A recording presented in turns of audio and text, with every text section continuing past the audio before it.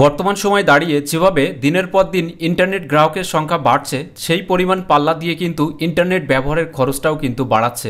বর্তমানে ভারতের যে সমস্ত টেলিকম অপারেটর সংস্থাগুলো আছে সেগুলো, তার মধ্যে যেমনটা উল্লেখযোগ্য হলো জিও।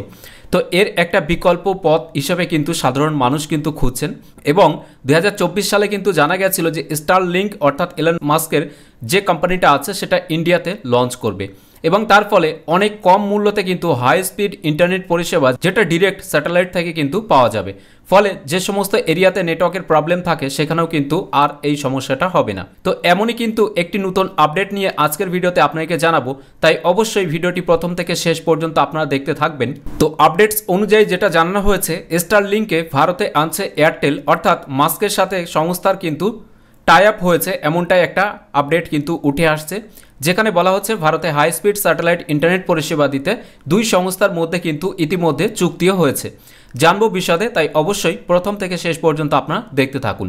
তো আপডেটস অনুযায়ী যেটা বলা হচ্ছে, এয়ারটেলের হাত ধরে ভারতে আসবে এলন মাস্কের সংস্থার ইন্টারনেট পরিষেবা। স্টারলিংকের স্যাটেলাইট ইন্টারনেট সার্ভিস ভারতে দেওয়ার জন্য ইতিমধ্যেই স্পেস এক্সের সঙ্গে চুক্তি করেছে Bharti Airtel. Bombay stock exchange ফাইলিংয়ে মঙ্গলবার এ কথা জানিয়েছেন কিন্তু এয়ারটেল। স্পেস এক্সের সঙ্গে এয়ারটেলের চুক্তি অনুযায়ী স্টারলিংকের ইন্টারনেট সার্ভিসের জন্য প্রয়োজনীয় যন্ত্রপাতি এয়ারটেলের রিটেলের স্টোরেই পাওয়া যাবে। এয়ারটেলই দেবে স্টারলিংকের কানেকশন। ডিজিটাল মাধ্যমে বৈষম্য দূর করতে যৌথভাবে কাজ করবে এয়ারটেল ও স্টারলিংক। এই উদ্যোগের অংশ হিসেবে গ্রামীণ এলাকার স্কুল, হাসপাতাল এবং স্বাস্থ্যগুলিতে ইন্টারনেট পরিষেবা পৌঁছে দেবে কিন্তু তারা। স্টারলিংকের সঙ্গে চুক্তির জেরে এয়ারটেলের পরিষেবা আরও উন্নত হবে বলে মনে করছেন কিন্তু বিশেষজ্ঞরা।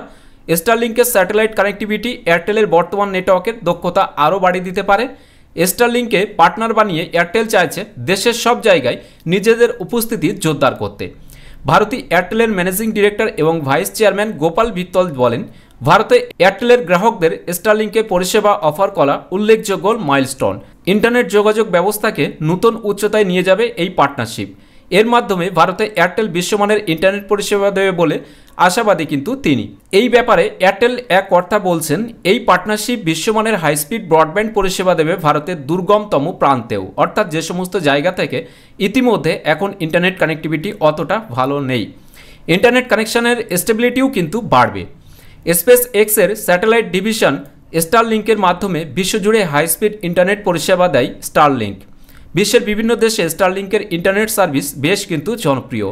এবার ভারতেও এই পরিষেবা পাওয়ার সুযোগ কিন্তু চওড়া হলো, এবং সেটা এয়ারটেলেরই উদ্যোগে। এ বিষয়ে স্পেস এক্সের প্রেসিডেন্ট বলছেন, এয়ারটেলের সঙ্গে কাজের জন্য আমরা মুখিয়ে রয়েছি। ভারতবাসীর ইন্টারনেট ব্যবহারে বড় পরিবর্তন আনবে স্টারলিংক।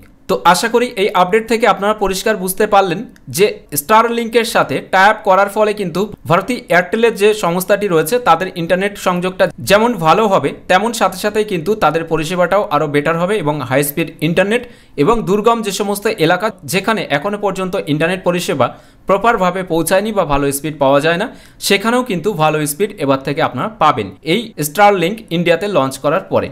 তো আজকের এই ভিডিওর আপডেটটি, এই ছোট্ট আপডেট আপনাদেরকে দেওয়া ছিল। ভিডিওটি ভালো লাগলে একটি লাইক করে দেবেন এবং বেশি বেশি করে শেয়ার করবেন সকলের সাথে। এছাড়াও এখনকার এই ভিডিওটি প্রথম থেকে শেষ পর্যন্ত দেখার জন্য আপনাদের সকলকে জানাই অসংখ্য অসংখ্য ধন্যবাদ।